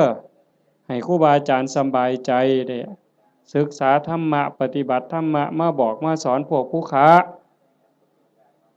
นี่คือการให้ทานด้วยจิตหวังอนุเคราะห์นั่งเมื่อให้ทานด้วยจิตหวังอนุเคราะห์จังสี่ผลบุญมันเกิดในเมื่อผลบุญเกิดขึ้นมาปั๊บเพิ่นบอกว่าเฮาสิได้ใช้ได้สอยแต่สิ่งดีสิ่งงามของเหลือเลือกเขาก็เป็นของดีเขาเลือกไปหมดแล้วเหลือไว้อันเดียวเฮาเอามาใช้ก็สิเป็นของดีมีคุณภาพมีความคงทนอันนี้บุญได้เป็นผู้เอาให้บ่มีพระเจ้าทั้งใดโดนบันดาลบ่มีพระพรหมทั้งใดลิขิตแต่ว่าผลบุญผลกรรมของแต่ละคนที่ตนเองสร้างตนเองเฮ็ดมันสิส่งผลเองนี่ให้ทานโดยจิตหวังอนุเคราะห์กฐินก็ในหันจังว่ามันเป็นบุญหลายให้ทานโดยการบ่เบียดเบียนบ่เบียดเบียนตนเองบ่เบียดเบียนผู้อื่นก็คือในงานนี่บ่เห็นเหล้าเฮาบ่เบียดเบียนเขาโดยเอาเหล้ามาเกลือเขามันดีซั่นบ่คันด้วยความเข้าใจด้วยความมักก็สิว่ามันดีแต่เว้าด้วยความเป็นจริงโยมก็คิดเบิ่งบัดคันว่ามันดีเลี้ยงเหล้ามันดีนี่ลูกเฮาน้อยๆเอาเหล้ากอกมันเบิ่งสมมุติว่าไปเล่นในบ้านผู้เฒ่าจับเอาเหล้ากอกหลานเฮานี่ยายสิว่าจังได๋ยามผัวเมาเหล้านี่สำบายใจบ่ไปนั่งกินอยู่นั่นก็เคิกเวลาเฮ็ดนาแล้วอันนั้นบ่ทันเมาได้แต่นั่งกินอยู่นั่นก็บ่แห้งแล้วเธอเมาล้มป่องงองนอนคาบหญ้าหมาเลียปากอยู่หั่นบัดลูกก็อยากอายคนเมียก็อยากอายคนเคิกเวียกไปอีกเป็นมื้อดีบ่ดีทะเลาะวิวาทตีกันหัวล้างข้างแตกขึ้นโรงขึ้นศาลอีกหวย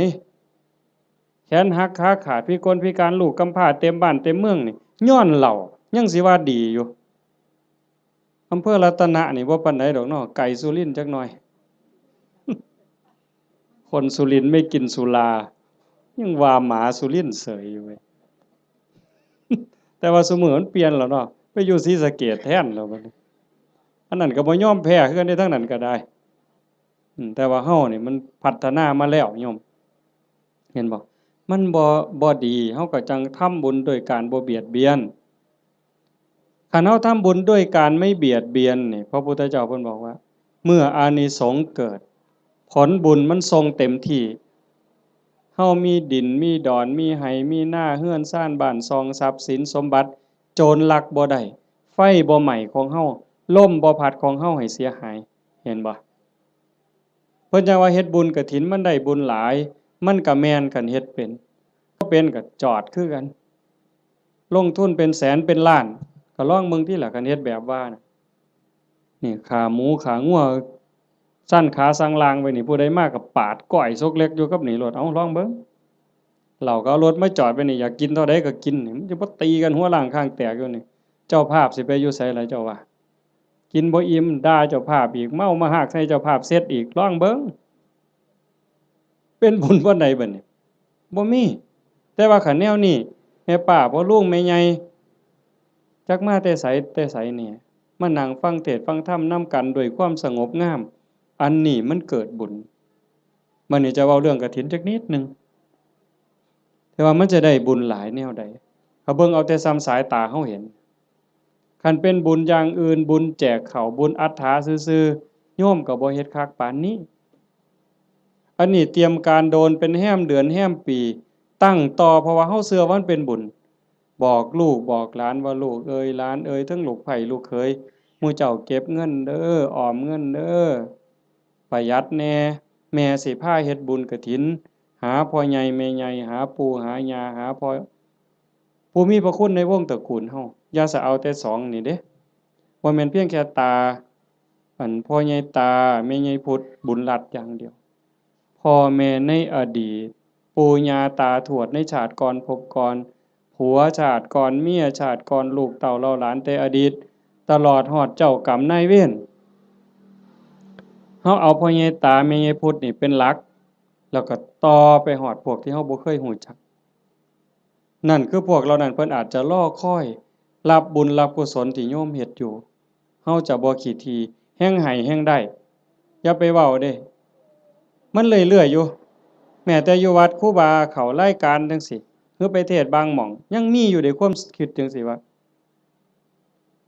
คันอุทิศไปให้ผู้อื่นมันสิบ่หมดบ่เพิ่นย้านบุญเพิ่นหมดเฮ็ดแล้วต้องเอาผู้เดียวคันกรวดน้ำอุทิศไปมันสิหมดบ่เพิ่นย้านบุญหมดจริงๆมันบ่หมดยิ่งให้ยิ่งได้ยิ่งให้ยิ่งหลายเฮาเบิ่งคือเฮาเตรียมกฐินผูกผ้าเตรียมอาสสงฆ์เฮ็ดฝาเฮ็ดผ้าข้างหลังเฮ็ดสายลุงหาบักกล้วยบักอ้อยบักพร้าวตั้งอิหยังขึ้นมาไม้กวาดหามากกกล้วยกกอ้อยหามากองกฐินนี่มันยิ่งใหญ่ความตั้งอกตั้งใจจังซี่มันก็ก่อให้เกิดบุญพอเฮาเฮ็ดด้วยศรัทธาเฮ็ดด้วยความเคารพเฮ็ดด้วยความตั้งใจนี่อานิสงส์มันหลายแล้วก็อีกอย่างหนึ่งหลังจากเฮานอกจากเฮาจะเฮ็ดด้วยความตั้งอกตั้งใจด้วยความศรัทธาแล้วประโยชน์มันเกิดกับพระพอประโยชน์เกิดกับพระที่เอิ้นว่าอานิสงส์เกิดกับพระแล้วมันก็ยังย้อนมาใส่โยมแม้แต่เฮาบ่เฮ็ดจังซี่อ่าอานิสงส์ที่มันเกิดจากการเป็นคนดีมีศีลมีธรรมที่เฮาเฮ็ดอยู่ประจำพระพุทธองค์เพิ่นก็บอกว่ามันมีอยู่4อย่างอันนั้นคือสากลสิใส่บาตรหน้าบ้านหน้าเรือนซอยเหลืองานสาธารณะจังซี่งานวัดงานโรงเรียนงานตำรวจงานอนามัยเฮาไปซอยด้วยความตั้งใจด้วยความจริงใจเพิ่นว่า1ชื่อเสียงอันดีฟุ้งขจรไปไกลก็แม่นอีหลีคันโยมเป็นคนดีมีจิตใจเอื้อเฟื้อต่อโลกต่อสังคม1ชื่อเสียงอันดีฟุ้งขจรไปไกล2คนดีย่อมคบหาดีดูดดีชั่วดูดชั่วพวกเล่นไพ่มันก็บ่ได้มาติดประกาศผู้ใหญ่บ้านบ่ได้ประกาศเอิ้นเด้มื้อนี้เด้อผู้ใดสิไปเล่นไพ่ไปส่งนั่นเด้อเขายังขาดขาอยู่ผู้ใหญ่บ้านบ่ได้ประกาศเด้ไปเองหมู่มันสิกินเหล้าก็บ่ได้เอิ้นประกาศมาเด้อตอนนี้มาแล้วเหล้าขาวก็มาแล้วเหล้าสีก็มาเบียร์ก็มาหมดทุกยี่ห้อฟ้าวมาบ่ได้เอิ้นไปเองมันดูดกันไปดีดูดดีชั่วดูดชั่วอันซุ่มไปวัดปฏิบัติธรรมนั่งสมาธิอันนี้ก็บ่ได้ยากคือกันไปแล้วบ่เฒ่าพร้อมแล้วบ่โทรศัพท์ถ้าค่อยได้เด้อไปโลดเห็นบ่อันนี้คือกันอานิสงส์ของคนเฮ็ดคุณงามความดีชื่อเสียงอันดีฟุ้งกระจรไปไกล2คนดีย่อมคบหา3เป็นที่รักของมนุษย์และเทวดามนุษย์คือผู้มีใจสูงใจดีใจงามมีศีลหาเต็มเปี่ยมมีกุศลกรรมบท10หวังดีต่อพี่ต่อน้องนั่นคือมนุษย์เป็นมนุษย์คนแล้วก็เทวดาคนมีหิริมีโอตตัปปะนอกจากมีศีลแล้วมีธรรมแล้วก็ยังอายซัวกลัวบาปเข้ามากำกับในใจอีกนั่นเป็นมนุษย์เทโวเทวดาคนยังเป็นนี่แหละแล้วเทวดาที่เฮาบ่เห็นโตเพิ่นก็ย่อมคุ้มครองรักษาคนเฮ็ดบุญคนสร้างบุญเป็นหยังเพราะว่าคนดีคนเฮ็ดบุญคนสร้างบุญนี่เขาสร้างบุญเทวดาก็สาธุเทวดามาทอดกฐินบ่ได้ดอกโยมเชื่อบ่เทวดามาทอดกฐินบ่ได้เทวดาสิมายกผ้าเข่าถวายพระบ่ได้เฮ็ดจังได๋ล่ะก็สาธุแหละเห็นหมู่เฮาเฮ็ดมื้ออื่นนี่เพิ่นก็สาธุนั่งฟังเทศน์นี่เพิ่นก็สิสาธุนำเฮาเนี่ยเพิ่ พิ่นก็ได้นำเฮาเพิ่นจังว่าเป็นที่รักของมนุษย์และเทวดา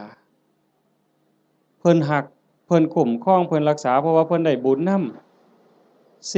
4เวลาสิตายก็ไม่หลงลืมสติตายจำเป็นแท้เด้คันคนสร้างดีสร้างงามสร้างบุญอยู่บ่อยๆจิตใจมันสิกอดเกี่ยวพันอยู่กับบุญกับกุศลจิตบ่เศร้าหมองจิตบ่กังวลจิตบ่เป็นทุกข์มันก็ย่อมไปสู่สุคติไม่หลงลืมสติตายแต่คันคนไปลักเขาแน่ไปฆ่าเขาแน่ตั้งแต่นอนมันก็สะดุ้งเคยเห็นบ่ล่ะเคยเป็นบ่เจ้าไปเฮ็ดแนวบ่ถูกต้องบ่ดีบ่งามมานอนก็สะดุ้งอย่าสะเว้าแต่บัดสิตายเด้นี่นอนบ่เป็นหลับเป็นตื่นพวกไปลักเขาไปปล้นเขาไปฆ่าเขามานี่โอ้มันสิสะดุ้งแม้กระทั่งการอยู่การกินคันแม้แต่สิกินข้าวลางเทื่อก็สงสัยมันสิวางยากูบ่น้อพู้นเด้มันสิหาความสุขได้บ่ใดบัดนี้เจ้าว่าคันคบกับคนบ่ดีอยู่ในสังคมจังซั่นแม้แต่สิกินน้ำแม้แต่สิกินข้าวก็เกิดความระแวงมันจังหาความสุขที่แท้จริงบ่ได้คันบัดล้มป่วยล้มหมอนนอนเสื่อใกล้สิตายบัดบาปกรรมต่างๆไปฆ่าเขาไปตีเขาไปลักเขาไปปล้นเขาเถียงพ่อเถียงแม่เฮ็ดให้พ่อแม่ทุกข์อกทุกข์ใจมาหลอกมาหลอนจิตเศร้าหมองปั๊บตายในขณะที่จิตเศร้าหมองก็ทวนเลยคำว่าทวนนี่ตรงข้ามกับดองเด้ทวนนี่ตกลงทั้งต่ำแต่ดองนี่ขึ้นทั้งสูงเด้เห็นหลวงปู่ผายดอกว่าอยู่วัดปีกายเนี่ยอาตมาก็เว้าเรื่องนี้ทวนได้ปู่ผมบ่ทวนดอกอาจารย์ผมสิดองเนี่ยเห็นบ่ไม่หลงลืมสติตายหากเมื่อจากโลกนี้ไปจะไปอุบัติยังสุคติมีสวรรค์เป็นต้นนี่คนเฮ็ดบุญสิเดินสายนี้มื้อนี้กฐินน่ะกฐินเฮาทอดกฐินปั๊บพระก็สิได้หาเนี่ยเวลาในการแสวงหาผ้าจากฮอดวันเพ็ญเดือน12สิยืดไปฮอดเดือน4เพ็งนี่คือเวลายืดไปอีก4เดือน2พระสิเก็บผ้าไว้ได้ตามต้องการปกติพระสิมีผ้าแค่3ผืนเพิ่นเอิ้นว่าผ้าไตรเฮาก็เว้าอยู่ซุมื้อละผ้าไตรบางบ้านก็ผ้าไตรบางบ้านก็ผ้าไกรแล้วแต่สิว่านี่คือบ่ฮู้จักจริงๆผ้าไตรไตรนี่แปลว่า3ผ้า3ผืนสบง1จีวร1สังฆาติ1นี่คือผ้าอธิษฐานคันมีเกินนั้นเอาผ้าจีวรหามาได้อีกผืนนึงเอาไว้เสยนี่คันครบ10มื้อบ่สละให้เณรบ่สละให้พระภิกษุรูปใดรูปหนึ่งบ่สละให้สงฆ์เป็นนิสสักขิยปาจิตตีผ้าผืนนั้นใส่บ่ได้ไปแตะไปต้องไปสู้นไปใส่บาปทุกเที่ยวเป็นบาปเป็นโทษเป็นอาบัติเมื่อโยมทอดกฐินแล้วอย่าว่าแต่4ผืนเลยเอาไว้เต็มเฮือนนี่ก็บ่เป็นหยังเอาไว้เต็มเดินวัดก็บ่ผิดนี่คืออานิสงส์ที่พระได้เก็บผ้าไว้ได้ตามต้องการ3เมื่อจากอาวาสสิไปไสก็ตามไม่จำเป็นต้องเอาผ้าไปครบสำรับบางหันว่ามีเกิน3บ่ได้มื้อนี้ขาด3บ่ได้บัดนี้ข้อที่3เพิ่นเอิ้นว่าปราศจากจีวรสมมุติว่ามันบ่ทันได้ออกพรรษาบ่ทันได้รับอานิสงส์พรรษาอานิสงส์กฐินอาตมาอยู่วัดเคยมันเป็นวัดป่าเนาะกุฏิอยู่ไกลๆจังซี่ยามมื้อแลงนุ่งผ้าสบงสงน้ำมาตากไว้อยู่กุฏิบัดยามมื้อเช้ามาทำวัดอยู่ศาลามาอยู่พี่อยู่ศาลาจนแจ้งผ้าสบงผืนนั้นไปใส่อีกบ่ได้มันเป็นผ้าขาดราตรีเพิ่นเอิ้นว่าเป็นนิสสักขิยปาจิตตีผ้าสบงผืนนั้นต้องสละให้สามเณรต้องสละให้พระรูปหนึ่งหรือสละให้สงฆ์คันบ่สละไปแตะไปใส่ไปจับไปต้องขึ้นมาปั๊บต้องนิสสักขิยปาจิตตีเป็นบาปทุกเที่ยวโยมแต่ในเมื่อโยมทอดกฐินแล้วปั๊บได้รับอานิสงส์อย่าสว่าแต่อยู่ในวัดเอาผ้าถิ่มไว้ในวัดพู้นไปเที่ยวเล่นอเมริกาเสยคิดม่วนพู้นขี่ยานอวกาศไปเล่นดาวอังคารเสยบ่บาปบ่ผิดอานิสงส์ที่โยมทอดกฐินมันคุ้มครอง4 ฉันคณะฉันเป็นวงได้ฉันปรัมประฉันดูได้ที่จริงพระพุทธเจ้าเพิ่นขอร้องให้พระนี่ฉันในบาตรมันบ่ยากกับผู้อื่นแล้วก็ฉันเทื่อเดียวเฮาบ่ได้ทำให้ทำหน้าบ่ได้ไปแบกไม้ง่ายต่อหากินเองบ่ได้กินดูหลายโยมเขายากเมืองสิซะ ออกซื้ออาหารบ่ได้จังซี่แต่มอโยมทอดกฐินแล้วปั๊บก็สามารถฉันเป็นกลุ่มเป็นวงได้เพราะว่าเฮ็ดผ้ามันอาจสิบ่แล้วง่ายในเวลาจังซี้จักหน่อยก็แล่นไปจูไฟเพราะมันบ่มีสีสำเร็จเด้ฟักบักมี่หาฟืนมาไว้พ่อใหญ่สิเคยเห็นแต่ก่อนแม่นบ่ย้อมเปลือกไม้ย้อมรากไม้ย้อมแก่นไม้เขี่ยวไว้จังซี่กำลังฉันอยู่ไฟอ่อนไฟสิมอดก็ออกไปจูไฟมาฉันอีกก็ได้จังซั่นน่ะเพิ่นว่าสิฉันจักเทื่อก็ได้แต่ว่าอย่าเกินเที่ยงคันพอทอดกฐินแล้วก็เป็นแบบนั้นบ่เป็นโทษข้อที่5บัดที่พระได้ลาภสักการะที่เกิดขึ้นคือของที่เข้ากองกฐินไปถวายมื้ออื่นเป็นของพวกเธอที่จำพรรษาในอาวาสนั้นพระในวัดบ้านเฮานี่วัดอิหยังบ้านวัดค่ำศรีบ่วัดค่ำศรีบ้านบึงพระที่จำพรรษายังวัดค่ำศรีบ้านบึงเป็นผู้ได้รับของทั้งหมดเนี่ยเจ้าคณะจังหวัดสุรินทร์มันร่วมนำหรือสิสมเด็จสังฆราชมาร่วมรับกฐินนำมื้ออื่นก็บ่ได้ดอกโอ้ยข่อยเป็นสังฆราชเด้อผ้าพื้นนี่ข่อยสิเอาดอกถูกใจแท้ๆบ่ได้เด้โยมบ่ได้นอกจากพระวัดเฮาสิตกลงปรงใจถวายจังสิได้เป็นของภิกษุที่อยู่ในวัดเราโยมได้5ข้อจำได้แล้วตัวพระได้5ข้อแหม1เวลายืดไปฮอดเดือน4แม่นบ่2เก็บผ้าไว้ได้ตามต้องการ3ไปปราศจากจีวรก็ได้4ฉันคณะฉันปรัมประออกชื่อโภชนะได้เพิ่นจังเฮาสิได้ยินครูบาอาจารย์เพิ่นบอกเรื่อยๆว่านิมนต์ฉันเพลนิมนต์ฉันจังหันบ่แม่นว่าอาจารย์นิมนต์ฉันตำบักหุ่งบ่ได้อาจารย์นิมนต์ฉันต้มปลาอันนี้ก็บ่แม่น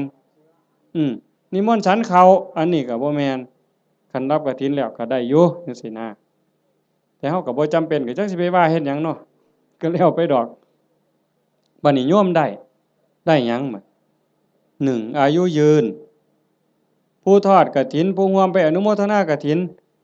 สิได้ประโยชน์คืออานิสงส์1อายุยืนชาตินี้อาจจะทันบ่ทันก็บ่แน่บาปเก่ากรรมเก่าที่เฮ็ดไว้มันอาจกำลังส่งผลอยู่คันบุญเก่าบ่แห้งพอมันก็ต้องไปตามนั้นแต่คันเฮาเฮ็ดด้วยความตั้งใจชาติต่อไปภพต่อไปผลบุญมันตามทรงนี่1อายุยืนทั้งตัวเลข80ปี90ปี100กว่าปีแข็งแรงบ่แม่นนอนอยู่ในห้อง ICU ว่าอายุหลายปานใด100ปีโอ้ก็บ่พอใจดอกแนวนั้นเนาะนอนในห้อง ICU ให้อาหารทางสายยางหันใจเองก็บ่ได้ก็จักสิยืนไปหยังล่ะเว้ยแต่ก็บ่แม่นแต่ตัวเลขซ้ำนั้นผมก็ยืนผมบ่งอกง่ายบ่โลนง่ายจังซี่นะแขวก็ยืนบ่ขูบ่ลนบ่โยกบ่ค้อนนี่ตาก็ยืน70ปี80ปีห้อยก้นเข็มปั๊บแง่ปั๊บดึงจักโลดนั่นคือบุญเด้นั่น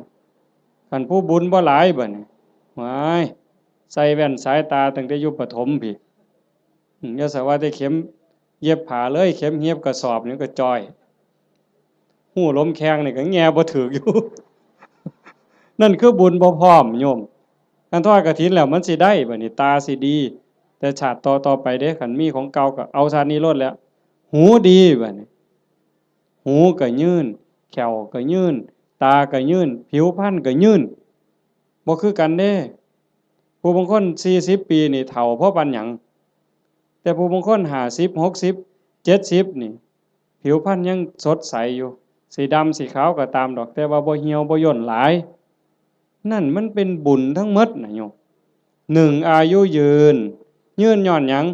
ยืนย้อนโยมถวายกฐินแล้วพระสามารถบ่เป็นโทษทางพระวินัยได้รับอานิสงส์ยืดไปฮอดเดือน4นี่คือมันตอบกันทันที32แม่เว้ย2โยมสิรวยย้อนหยัง ย้อนโยมทอดกฐินแล้วพระสามารถเก็บผ้าไว้ได้ตามต้องการโยมก็สิเป็นผู้ร่ำรวยด้วยโภคทรัพย์แก้วแหวนเงินทองเอียงต่างๆอย่างเว้ามาหั่นแหละ3โยมมีทรัพย์สินสมบัติขึ้นมาแล้วโจรลักบ่ได้ไฟบ่ไหม้ลมบ่พัดพระราชาบ่ยึดเขาเป็นของหลวงเป็นหยังย้อนโยมทอดกฐินแล้วพระเพิ่นสามารถไปปราศจากจีวรเอาผ้าไปบ่ครบก็ได้พระวินัยบ่ผิดบ่พลาดตรงนั้นคุ้มครองทางโทษพระวินัยให้ก็เลยเกิดมาคุ้มครองทรัพย์โยมอานิสงส์มันว่าคุ้มครองตรงนี้โยมถวายกฐินแล้วพระรับผ้าไว้ได้ตามต้องการก็เฮ็ดให้โยมรวย4โยมทอดกฐินปั๊บพระฉันเป็นวงได้ฉันปรัมประออกสื่อโภชนาได้โยมสิได้รับอานิสงส์บ่ต้องศาสตราบ่ต้องอาวุธบ่กินของแสลงบ่ต้องยาพิษแม้กระทั่งเขาเจ้าว่างยาใส่ยาเฮาก็สิปลอดภัยพุ่นเด้บ่ผิดกระบูนเป็นโรคภัยเจ็บไข้ได้ป่วยสิบ่เป็นกินของแสลงบ่ผิดโรคจากอาหารการกินเหล่านั้นอันนี้คืออานิสงส์จากการได้ทอดกฐินข้อที่4ข้อที่5คันเฮาเกิดมาเป็นผู้หญิงชาติต่อไปพบต่อไปสิงามหน้าตาดีผิวพรรณดีสวดทรงดีเฮาสิเคยเห็นผู้บางคนงามงามหน้าตางามแต่ว่าหุ่นบ่ดีสวดทรงบ่ดีบางเทื่อหน้าตางามแต่ว่าแขนรีบเนี่ยมันบ่เกิงกันผู้บางคนหน้าตางามแต่ว่ารูปร่างบ่ดีผู้บางคนรูปร่างดีดีเด้อเบิ่งทั้งหลังห้วยบ่แม่นสิแม่นนางงามจักรวาลซั่นบ่แงกหน้ามาว่าแม่นยักษ์สดน้ำร้อนมันเป็นจังไดยายมันเป็นจังไดยักษ์สดน้ำร้อนนี่ข้อยบ่เคยเห็นดอกเว้ยคันเห็นแต่อยู่หน้าโบสถ์ตั้งแต่มันยืนอยู่มันก็เป็นตางึดแม่งคันมันสดน้ำร้อนอีกมันสิเป็นแนวใดเนาะอันนั้นแต่คันเฮาทอดกฐินแล้วเป็นผู้หญิงข้อที่5นี่อานิสงส์ข้อที่5สิงามคันเกิดเป็นผู้ชายชาติใดชาติหนึ่งคันได้เกิดพร้อมพระพุทธเจ้าสมัยที่มีพระพุทธเจ้ายังทรงมีพระชนมายุอยู่สิได้ฟังธรรมต่อเบื้องพระพักตร์ฟังเทศน์ที่พระพุทธเจ้าเทศน์ให้ฟังแล้วสิได้บรรลุธรรมบรรลุธรรมแล้วขอบวชพระพุทธเจ้าบวชให้พระพุทธเจ้าเป็นอุปัชฌาย์คันเว้าภาษาเฮาเอหิภิกขุอุปสัมปทานั่นคืออานิสงส์จากการทอดกฐินมันบ่น้อยเด้โยมจังซั่นจังพากันตั้งอกตั้งใจเด้อลูกเต้าเหล่าหลานก็ตามเด็กเล็กเด็กน้อยก็ตามโยมแม่ออกผู้เป็นเจ้าภาพหลักตุ่มพี่ตุ่มน้องถือว่าเป็นประมุขเป็นประธานเป็นหัวหน้าเทวดาให้เฮ็ดใจให้ม่วนๆบ่ได้เฮ็ดดูปานใดดอกปีนี้อาตมาก็จะเฮ็ดอยู่หลังจากแล้วอยู่วัดวันที่21 22ทอดอยู่วัดวันที่25อาตมาสิไปทอดอำเภอเสรภูมิจังหวัดร้อยเอ็ดก็อยากได้คือกันนะโยมอยากเฮ็ดบุญคือกันก็พยายามมีโอกาสบ่ใดก็จะเฮ็ดให้เฮาได้ตั้งอกตั้งใจรักษาใจเจ้าของนี่จากนี้ไปให้มันงามๆไผสิว่าจังใดก็สร้างสิเกิดอิหยังขึ้นก็ให้ใจเฮาสงบให้ใจเฮางามเพื่อมันสิเป็นแรงเกื้อหนุนส่งจิตวิญญาณเฮาให้ไปที่ดีที่งามไปสู่ที่ชอบที่สุขตินอกจากนั้นเฮาก็มีความหมายหมั่นปั้นมือว่าสิอุทิศบุญกุศลให้บุคคลผู้มีพระคุณเป็นพ่อเป็นแม่ปู่ย่าตายายผู้มีพระคุณทั้งหลายที่เฮาฮักเฮาแพงตลอดถึงเจ้ากรรมนายเวรที่ว่าไปว่าหั่นว่าได้เฉพาะปรัตถตูปชีวีอันนั้นคือได้ทันทีแต่นอกจากนั้นสิเป็นสัตว์นรกก็ตามเป็นเปรต11จางนั่นชนิดนั้นก็ตามอสุรกายสัตว์เดรัจฉานเทวดาอินทร์พรหมคันเพิ่นได้เห็นการกระทำที่งดงามคือโยมเฮ็ด1 ชั่วโมงกับ25 นาที20 กว่านาทีที่เฮาฟังธรรมมานี่เฮาเงียบเฮาสงบเฮาตั้งใจมองนี่บ่ว่าดวงจิตดวงใดดวงวิญญาณดวงใดก็แล้วแต่สิล่องลอยมาพบมาพ้อมาเห็น อดบ่ได้ย่อมอ่อนซ่อนย่อมอนุโมทนาเพิ่นสิได้นำเฮาตอนเพิ่นอนุโมทนายินดีนำอ่อนซ่อนนำอันนี้นักปราชญ์ก็ยกย่องบัณฑิตก็สรรเสริญแม่นพระพุทธเจ้ามาพบมาพ้อเฮานั่งฟังเทศน์สมโพธิกองกฐินอยู่จังซี่พระองค์ก็ย่อมอนุโมทนาสาธุจังซั่นจังว่าบุญตรงนี้เกิดแน่ๆเกิดหลายซ้ำเด้บ่แม่นแต่อาตมาเว้าโยมได้ไหว้พระโยมได้ถวายทานโยมได้สมาทานศีลได้ฟังพระเพิ่นสวดมาติกาสักบงสุกุลเฮาได้ฟังเทศน์ฟังธรรมด้วยความเคารพอันนี้คือกิริยาอาการที่เป็นบุญปุญญกิริยากุศลกิริยามันกลายเป็นบุญเป็นกุศลให้โยมเฮ็ดไปเรื่อยๆจนกว่าสิบ่มีลมหายใจบ่อิ่มบ่เต็มบ่เพียงบ่พอง่ายอย่าว่าพอแล้วล่ะอย่าว่าพระพุทธเจ้าตรัสรู้เป็นพระสัมมาสัมพุทธเจ้าแล้วมีมื้อใดที่พระพุทธเจ้าบ่เฮ็ดบุญบ่เป็นแบบเป็นอย่างบ่สอนธรรมแม้กระทั่งลมหายใจสุดท้ายสิมาถึงนอนเหยียดลงแล้วที่สารวโนทยานเมืองกุสินาราก่อนใจสิดับลงพระองค์ก็ยังได้ตรัสสังขารทั้งหลายมีความเสื่อมไปเป็นธรรมดาเธอทั้งหลายจงตั้งตนในความไม่ประมาทประโยชน์ตนก็อย่าประมาทประโยชน์คนอื่นก็อย่าประมาทประโยชน์ทั้งสองฝ่ายก็อย่าประมาทให้รีบสร้างรีบทำเห็นบ่เฮาก็คือกันโยมท่านก็เฮ็ดศีลก็รักษาภาวนาก็ภาคเพียรอ่อนน้อมถ่อมตนต่อผู้หลักต่อผู้ใหญ่ผู้เฒ่าผู้แก่พระสงฆ์องค์เน้นซอยขนขวายในกิจที่ชอบอันใดที่เป็นประโยชน์ออกเหงื่อออกแห้งซอยกันเฮ็ดช่วยขนขวายในกิจที่ชอบฟังธรรมแสดงธรรมอนุโมทนาบุญอุทิศส่วนบุญทำความเห็นในถูกต้องถูกตรงอย่างน้อยๆเชื่อว่าบาปมีบุญมีชาติหน้าชาติก่อนนรกสวรรค์มีจริงอันนี้คือต้นเหตุสาเหตุทางเกิดแห่งบุญจึงขออนุโมทนาสาธุกับญาติโยมสุโขสุขคนเด้อท้ายที่สุดก็ขอรัตนะอ้างอิงเอาอำนาจแห่งคุณพระศรีรัตนตรัย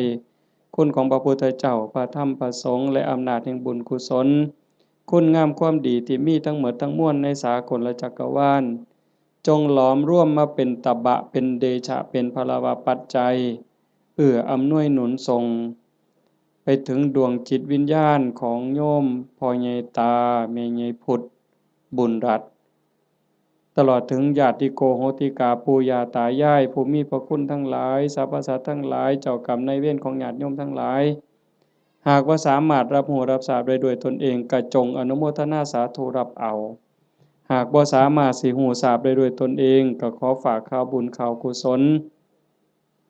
ที่โยมพ่อใหญ่อ่อนแม่ใหญ่สมศรีสมบัติโยมภาวิรัตน์วิภารัตน์โยมทวีศักดิ์สาฤทธิ์ดีโยมพ่อใหญ่สังงาโยมกาญจนาโยมสิริพรโยมกิตติบุญรัตน์โยมชูชาติผลกังวานโยมแม่ใหญ่สมบูรณ์กตศิลาโยมประจวบโยมมณีรัตน์สมุทรหลาโยมหานโยมชาญชัยโยมดวงธิดากตศิลาโยมพรณภากตศิลาโยมไกรสอนโยมจันทิราตะการจันทร์พร้อมทั้งญาติโยมหมดสุขุสุคนได้สร้างได้ทำในข้าวครั้งนี้ฝากไปกับปวงเราเทพเทวดานางธรณีภูมิญาณวิถีอันเป็นทิพย์จงนำข่าวบุญส่วนนี้ไปแจ้งแก่ดวงจิตวิญญาณพ่อใหญ่ตาโยมแม่ใหญ่พุทธบุญหลาดพร้อมทั้งปู่ย่าตายายผู้มีพระคุณบุคคลอันเป็นที่รักของท่านเจ้าภาพของญาติโยมทั้งหลายให้ได้รับรู้รับทราบแล้วจงอนุโมทนาสาธุรับเอาหากว่ามีความทุกข์ก็ขอบุญกุศลส่วนนี้จงถ่ายถอนให้ได้พ้นไปจากความทุกข์หากว่ามีความสุขดีอยู่แล้วก็ขอให้ได้มีความสุขยิ่งขึ้นไปสุดท้ายขอบุญกุศลเหล่านั้นจงสะท้อนย้อนกลับมาปกปักรักษาคุ้มครองญาติโยมสุขสุขคนให้เป็นผู้แกล้วกล้าอาถรรพ์ร่าเริงในการสร้างบุญสร้างกุศลสร้างคุณงามความดีให้ยิ่งขึ้นไปให้เป็นผู้เจริญงอกงามในจตุรพิธพรชัยคืออายุวรรณะสุขภละปฏิภาณธรรมสารสมบัติเป็นผู้มีสัมมาทิฏฐิมีโอกาสประพฤติธรรมปฏิบัติธรรมให้ได้เข้าถึงธรรมที่บ่ทันได้เข้าถึง ได้ฮู้แจ้งธรรมที่บ่ทันได้ฮู้แจ้งจนสามารถนำตนให้พ้นทุกข์ได้มีความสุขกายสุขใจปรารถนาสิ่งหนึ่งประการใดหากเป็นไปโดยชอบประกอบด้วยธรรมก็ขอให้ความหวังความปรารถนานั้นจงสำเร็จทุกๆประการโดยทั่วกันทุกท่านทุกคนเทอ